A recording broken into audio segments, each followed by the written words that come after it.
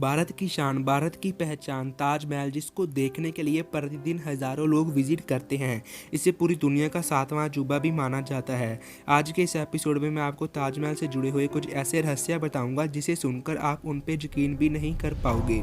Fact number 14, Taj Mahal को बने हुए 390 साल से भी ज़्यादा समय हो चुका है। शोधकर्ताओं ने इस पर बहुत शोध किए। उनका ये कहना है कि जब से ताजमहल को बनाया गया है तब से ही ताजमहल के नीचे 1000 से भी ज़्यादा कमरे हैं। उनका ये भी कहना है कि ताजमहल की जितनी लंबाई है उतना ही नीचे धरती की तरफ ताजमहल गहरा है।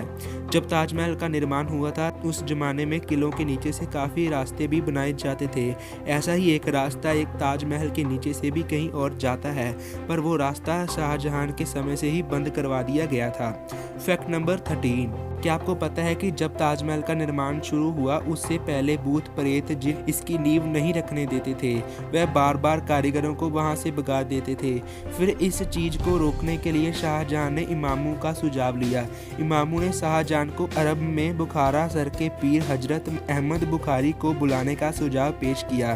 तब बादशाह के बुलावे को मुद्देनजर रखते हुए वह पीर अपने 4 भाइयों और सैकड़ों सहायकों के साथ शाहजहां के पास आए।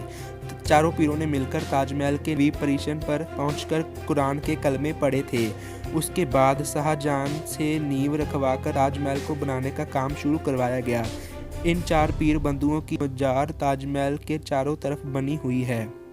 फैक्ट नंबर 12, शाहजहां का ताजमहल बनवाने के साथ साथ एक और सपना भी था, जो कि सपना बनकर ही रह गया पर कभी पूरा नहीं हो पाया। शाहजहां चाहते थे कि ताजमहल को बनाने के बाद वह अपने लिए भी एक काला ताजमहल बनवाएं, पर जब उसके बेटे औरंगजेब ने उसे कैद कर लिया तो वह शाहजहां का ये सपना सच नहीं हो पाया। फैक्ट नंबर 11, आप ये तो जानते ही होंगे कि शाहजहां ने अपनी पत्नी मुमताज महल के लिए ताजमहल बनवाया था, लेकिन शायद आप ये नहीं जानते होंगे कि मुमताज शाहजहां की तीसरी पत्नी थी। अपने 14वें बच्चे को जन्म देते समय उनका निधन हो गया।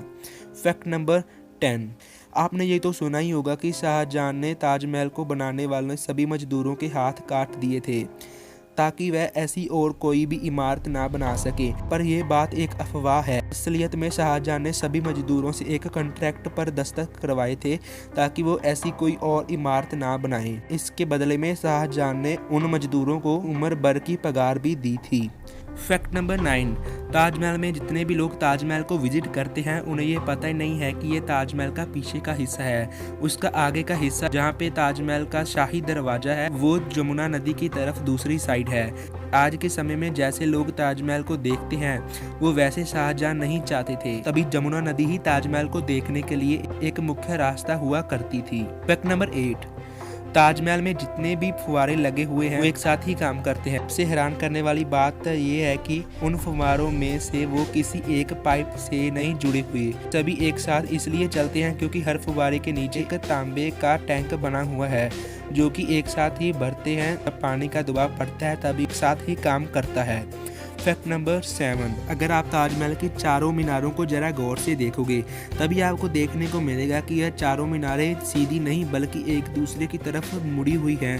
वो इसलिए कि अगर कोई भूकंप या बिजली जैसी आपदा आए तो वह ताजमहल की ओर ना गिरे और ताजमहल को कोई भी नुकसान ना हो। फैक्ट नंबर 6, आपने ये तो सुना ही होगा कि कुतुब मीनार को सबसे ऊंची इमारत के नाम से जाना जाता है, पर असल में ताजमहल कुतुब मीनार से भी बड़ा है। ताजमहल कुतुब मीनार से असलियत में 5 फुट ज़्यादा बड़ा है। फैक्ट नंबर 5, प्रतिदिन ताजमहल को देखने के लिए काफ़ी ज़्यादा भीड़ इकट्ठी होती है। ताजमहल को देखने के लिए प्रतिदिन 12,000 से भी ज़्यादा सैलानी आगरा को विजिट करते हैं। फैक्ट नंबर 4, क्या आपको ये पता है कि ताजमहल अपना रंग भी बदलता है? दिन के अलग अलग समय में इसका रंग खुद ब खुद ही बदल जाता है। जब आप ताजमहल को सुबह देखोगे तो वह गुलाबी रंग में दिखाई पड़ेगा, शाम के समय में सफ़ेद और चांदनी रात को सुनहरा। ऐसा होने के पीछे क्या कारण हो सकता है? इसका सिर्फ एक ही कारण है, जब सूर्य और चांद की रोशनी संगमरमर पर पड़ती है तभी इसका रंग बदल जाता है। फैक्ट नंबर 3, आपने अपनी लाइफ में बहुत बार सेल्फी तो ली ही होगी, पर जॉर्जी हैरिसन नाम के इस व्यक्ति ने ताजमहल के साथ पहली बार सेल्फी ली थी जब किसी को पता ही नहीं था कि सेल्फी क्या होती है। वाओ। फैक्ट नंबर 2, दुनिया में जितनी भी इमारतें हैं उनमें से सबसे सुंदर कैलीग्राफी ताजमहल पे ही हुई है। जैसे ही आप ताजमहल के बड़े दरवाजे से अंदर प्रवेश करते हैं तो दरवाजे पे लिखा हुआ सिरलेख आपका स्वागत करता है, जिस पे लिखा है कि हे आत्मा, तू ईश्वर के पास विश्राम कर, ईश्वर के साथ शांति से रह तथा उसकी परम शांति तुझ पर बरसे। इस कैलीग्राफी का डिज़ाइन करने वाले का नाम अब्दुल हक था, जिसे ईरान से बुलवाया गया था। फैक्ट नंबर 1, ऐसी सुंदर इमारत आपको कहीं और देखने को नहीं मिलेगी। इसके लिए सफ़ेद संगमरमर राजस्थान के मकराना से लाया गया था, जेड और क्रिस्टल जापान से लाया गया था, लैपिस लैजुली अफगानिस्तान से, टर्कोइज तिब्बत से, जैस्पर पंजाब से, सफ़ायरी श्रीलंका से और कार्नेलियन अरब से लाया गया था। ऐसे ही कुल 28 कीमती रत्नों को सफ़ेद संगमरमर में जड़ा गया था। इन सभी को 1000 से भी ज़्यादा हाथियों पर विदेशों से आगरा में लाया गया था। ताजमहल की वरतों के लिए गए हर तत्व को हीरे की तरह परख के चुना गया था। कहा जाता है कि 37 लोगों की एक टीम ने ताजमहल का नक्शा तैयार किया था, जो कि अलग अलग देशों से बुलवाए गए थे। शाहजहां का पूरा ध्यान ताजमहल को एक सुंदर रूप देने में ही लगा हुआ था। इसी के चलते शाहजहां के बेटे ने आगरा पर हमला कर दिया और अपने पिता शाहजहां को बंदी बना लिया। जब शाहजहां से पूछा गया कि वह क्या चाहते हैं, उन्होंने कहा कि उनको एक ऐसी जगह पर बंदी बनाकर रखा जाए जहां से वह सीधा ताजमहल को देख पाएं।